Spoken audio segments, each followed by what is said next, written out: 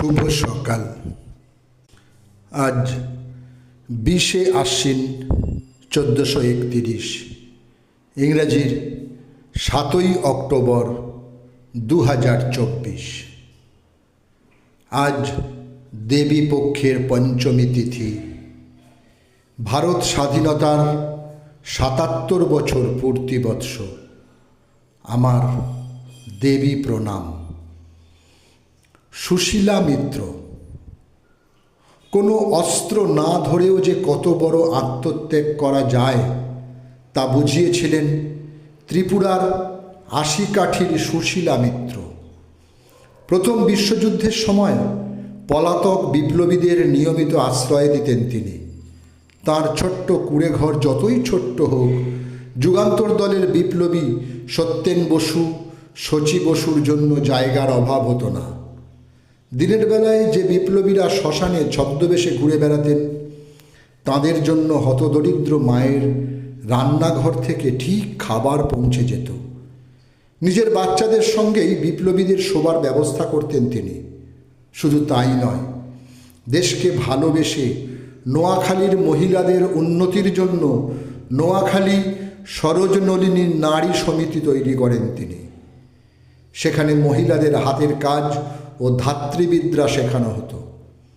চিত্তরঞ্জন দাসের আহ্বানে আইন অমান্য আন্দোলনে যোগ দিয়ে 26শে জানুয়ারি 1932 তিনি গ্রেপ্তার হন। বাড়িতে সেই সময় 2.5 মাস, 3 বছর ও 5 বছরের 3টি সন্তান। তবুও তিনি বন্ডে সই করে মুক্তি পেতে অস্বীকার করে বলেছেন, দেশের হাজার সন্তানের সঙ্গে আমার সন্তানেরাও যদি বলি যায় তবে আমি গৌরব বোধ করব, কিন্তু চোখের জল ফেলব না। লতিকা ঘোষ কবি মনমোহন ঘোষ ও মালতী ঘোষের মেয়ে লতিকা ঘোষ। এছাড়াও তার আরও একটা বড় পরিচয়, তিনি শ্রী অরবিন্দ ঘোষের ভাইঝি।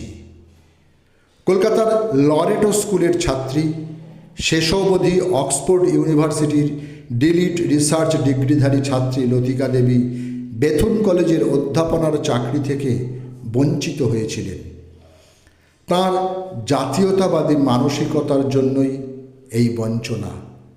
এরপর শুরু করেন গোপনে রাজনৈতিক কর্মকাণ্ড।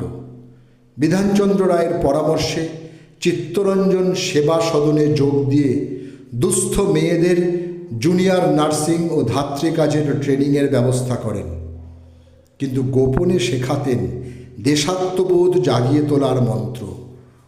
1928 সাইমন কমিশন বয়কট করবার জন্য ওয়েলিংটন স্কোয়ারে কংগ্রেসের সভায় তাঁর নেতৃত্বে মহিলাদের উপস্থিত ও শপথ গ্রহণ করেন। সুভাষচন্দ্র বসুও বিস্মিত হয়েছিলেন তাঁর কৃতিত্বে। সুভাষচন্দ্র বসুর পরামর্শে তাঁর নেতৃত্বে স্বেচ্ছাসেবিকা বাহিনী নিয়ে মিলিটারি কায়দায় পুরুষদের সঙ্গে মার্চ করতে করতে প্রবেশ করেন তিনি। সমস্ত কলকাতা সেবার বিস্মিত হয়েছিলেন নারী শক্তির বিচ্ছুরণ দেখে। মহিলাদের স্বাধীনতা আন্দোলনে উদ্বুদ্ধ করতে তাঁর অবদান অনস্বীকার্য। উভয়কেই আমার আনত প্রণাম।